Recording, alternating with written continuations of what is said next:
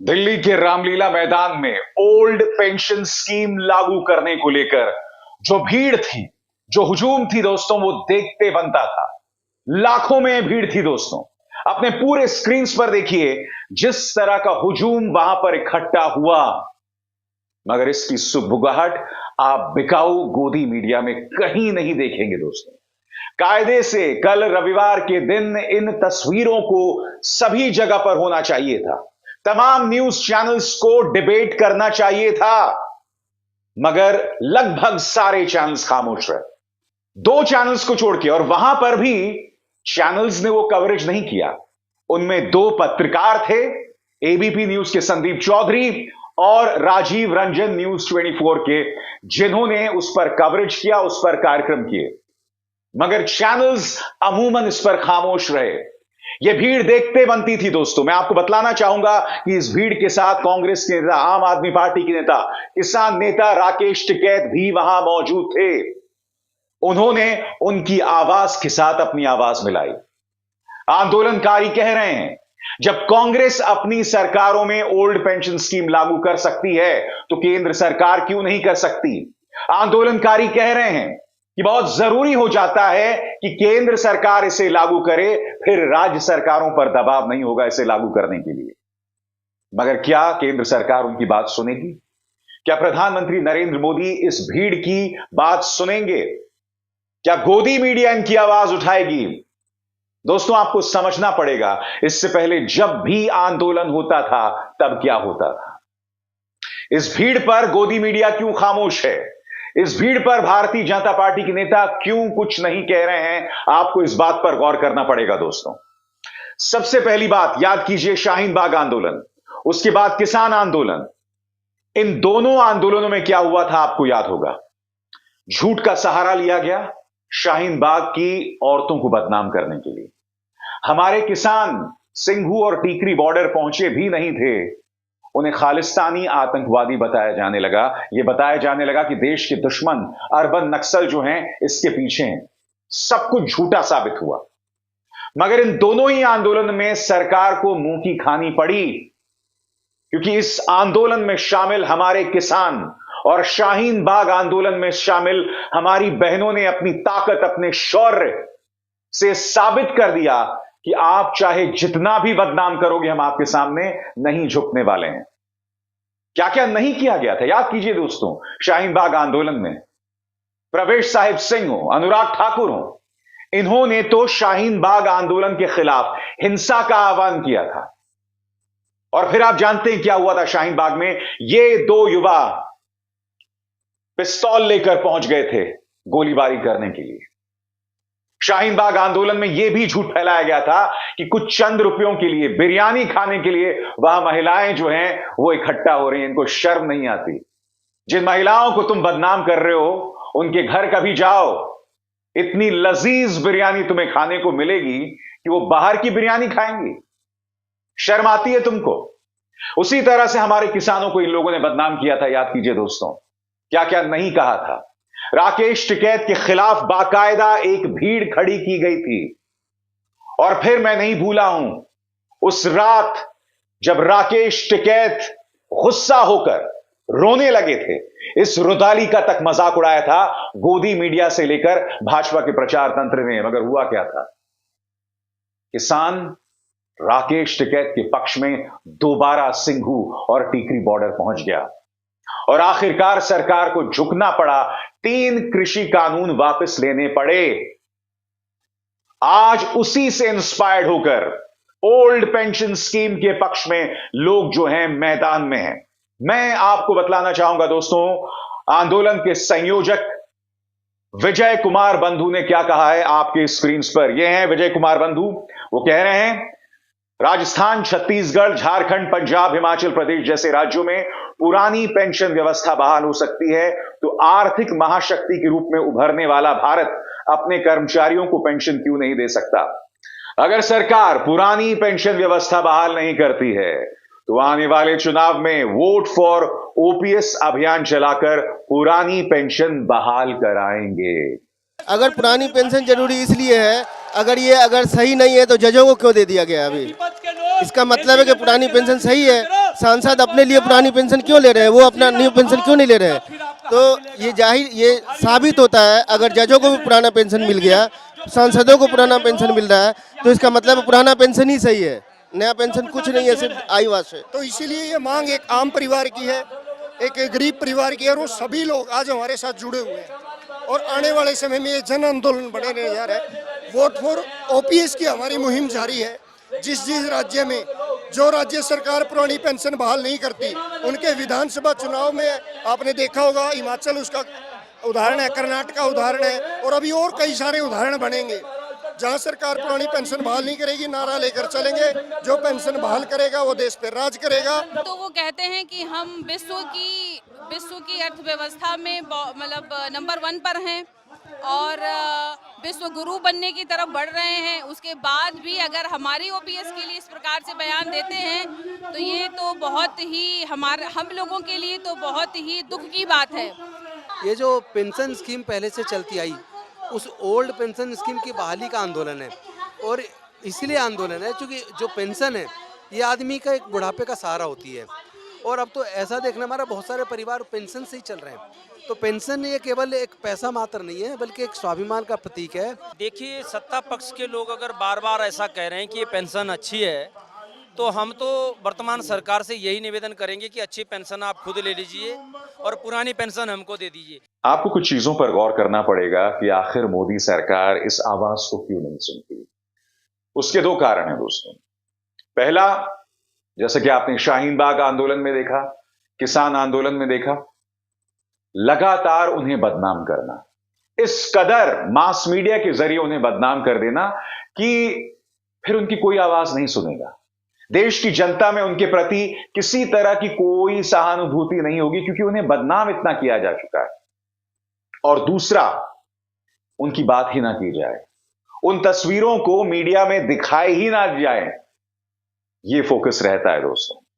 और फिर एक तीसरा पहलू है, क्योंकि मोदी सरकार जानती है, भारतीय जनता पार्टी सरकार जानती है कि चुनाव आने के वक्त कोई भड़काऊ मुद्दा उठा दिया जाए जिसके सहारे वोट्स मिल जाएं। ये ना भूलें, जनवरी में श्री राम के मंदिर का उद्घाटन होना है। कहने को एक पावन आयोजन है, मगर मैं दावे के साथ कह सकता हूं दोस्तों, चाहे गोदी मीडिया हो या भारतीय जनता पार्टी के नेता, ये लोग जहर उगलने वाले हैं हमारे श्री राम के नाम पर। इसीलिए ओल्ड पेंशन स्कीम पर जब यह भीड़ जुटती है तो इसे नजरअंदाज कर दिया जाता है। आइए सुनते हैं संजय सिंह, आम आदमी पार्टी के नेता संजय सिंह ने किस तरह से अपनी आवाज आंदोलनकारियों के पक्ष में रखी। आपकी बहादुरी को सलाम करता हूं, नमन करता हूं। और राकेश टिकैत जी जानते हैं, खेत के अंदर अगर बैल को ठीक से चलाना होता है तो उसकी नाक में नकेल डालनी होती है। आज इतनी तादाद में इकट्ठा होके इस रामलीला के ऐतिहासिक मैदान में इकट्ठा होके मोदी सरकार की नाक पे नकेल डालने का काम आपने किया है। मैं हृदय से बधाई देना चाहता हूं आपको। और इसी मंच पे दिल्ली के मुख्यमंत्री अरविंद केजरीवाल जी आए थे, उन्होंने कहा था जहां हमारा शासन वहां पुरानी पेंशन, और दिल्ली की विधानसभा में ओल्ड पेंशन की स्कीम बहाली की गई, और पंजाब के अंदर वहां की कैबिनेट ने ओल्ड पेंशन स्कीम को मंजूरी दी। मैं आपको बतलाना चाहूंगा दोस्तों, रैली में सीपीआई एमएल के महासचिव दीपांकर भट्टाचार्य थे, कांग्रेस नेता संदीप दीक्षित, दिल्ली कांग्रेस अध्यक्ष अरविंदर सिंह लवली, समाजवादी पार्टी के बिहारी प्रसाद, बसपा से लोकसभा सांसद श्याम सिंह यादव, पूर्व सांसद एवं कामगार कर्मचारी कांग्रेस के चेयरमैन डॉक्टर उदित राज भी थे। वहां पर भूपेंद्र सिंह हुड्डा भी थे, और भूपेंद्र सिंह हुड्डा ने रैली में कहा, अगर हरियाणा में कांग्रेस सत्ता में आती है तो पहली कलम से ही वो सरकारी कर्मचारियों के लिए ओल्ड पेंशन स्कीम को लागू करेगी। आपकी स्क्रीन पर राकेश टिकैत भी मौजूद थे। राकेश टिकैत ने भी आंदोलनकारियों के पक्ष में भाषण दिया, अपनी बात रखी। उन्होंने कहा, पुरानी पेंशन स्कीम बहाली की मांग को लेकर दिल्ली के रामलीला मैदान में आयोजित जनसभा में हिस्सा लिया और सभा को संबोधित किया। देश का किसान का मेरा वर्ग इस लड़ाई में आपके साथ कंधे से कंधा मिलाकर चलेगा और इसे मजबूती से लड़ने का काम करेगा। किसान, मजदूर आज ओल्ड पेंशन स्कीम के लिए जो आंदोलन कर रहे हैं उनके साथ खड़ा हुआ है। बड़ा सवाल यही किया जा रहा है कि क्या मोदी सरकार इनकी बात को मानेगी। इस बीच कांग्रेस ने गोदी मीडिया पर तंज कसा है दोस्तों, गोदी मीडिया पर प्रहार किया है। क्या बयान है सुप्रिया श्रीनेत का। रामलीला मैदान दिल्ली, पूरे देश से आए लाखों सरकारी कर्मचारी पुरानी पेंशन की मांग कर रहे हैं। असंवेदनशील मोदी सरकार कुंभकर्ण की नींद सो रही है। कितने टीवी चैनल इस अथाह जन समूह को दिखा रहे हैं। कांग्रेस ने राजस्थान, छत्तीसगढ़, हिमाचल में ओपीएस लागू किया है, ओल्ड पेंशन स्कीम लागू की है। दोस्तों, जैसे मैंने बताया, पूरे मीडिया को हम एक पैमाने से नहीं तोड़ सकते। मैंने आपको बताया 2 चैनल्स ने इस मुद्दे को उठाया। हालांकि मैं एक बात स्पष्ट कर दूं दोस्तों, मुझे नहीं लगता कि उन दोनों न्यूज चैनल्स ने इस पर लंबी चौड़ी डिबेट्स की होंगी, क्योंकि कल रविवार के दिन इससे बड़ी कोई खबर नहीं थी। मगर ये मुद्दे पूरी तरह से नदारद थे दोस्तों। मगर हां, 2 चैनल्स के 2 पत्रकारों ने इसे अपने कार्यक्रमों में जगह दी, चाहे वो राजीव रंजन न्यूज 24 के हों या संदीप चौधरी हों एबीपी न्यूज के। आपको इस बात पर गौर करना पड़ेगा दोस्तों, अगर प्रधानमंत्री कार्यालय की हिरेन जोशी की तरफ से यह फरमान आ जाए कि ओल्ड पेंशन स्कीम वालों को बदनाम करना है, तो तमाम पापा की परियां, मीडिया के गुल्लू और कालू लाइन से लग जाएंगे उन्हें बदनाम।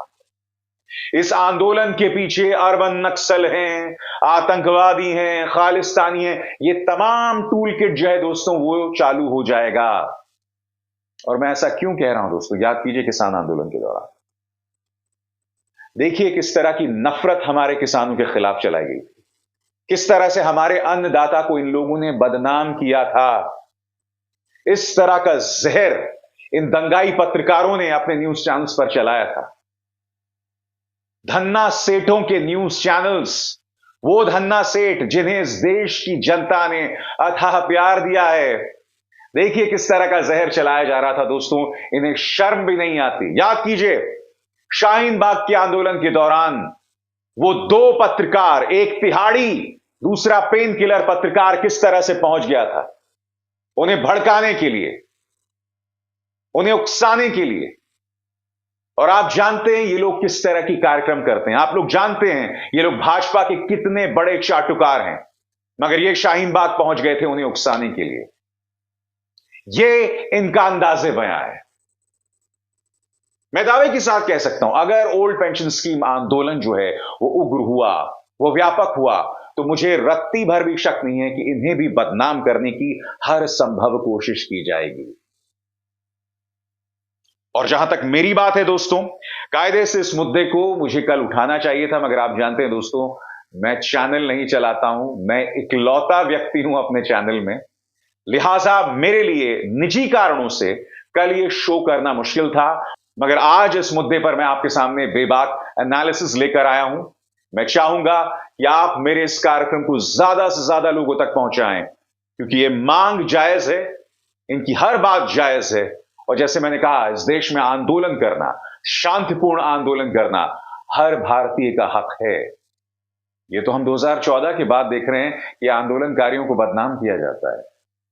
जी हां, उन्हें देशद्रोहियों के साथ जोड़ा जाता है। जब तक आप सत्याग्रह के सिद्धांतों का अनुसरण करते हुए, उसे फॉलो करते हुए आंदोलन करते हैं, मैं आपके साथ हूं, मेरा ये मंच आपके साथ है, लगातार है। मगर हां, अगर आप हिंसा का सहारा लेंगे, अगर आप ऐसे लोगों का सहारा लेंगे जो देश हित में नहीं है, तो जाहिर सी बात है उस आंदोलन को मेरे मंच पर जगह नहीं मिलेगी। मगर हर शांतिपूर्ण आंदोलन का जो सत्याग्रह के सिद्धांतों का अनुसरण करती है, मैं उनके साथ हूं। अभिसार शर्मा को दीजिए इजाजत। नमस्कार। स्वतंत्र और आजाद पत्रकारिता का समर्थन कीजिए, सच में मेरा साथी बनिए। बहुत आसान है दोस्तों, इस ज्वाइन बटन को दबाइए और आपके सामने आएंगे ये 3 विकल्प, इनमें से एक चुनिए और सच के इस सफर में मेरा साथी बनिए।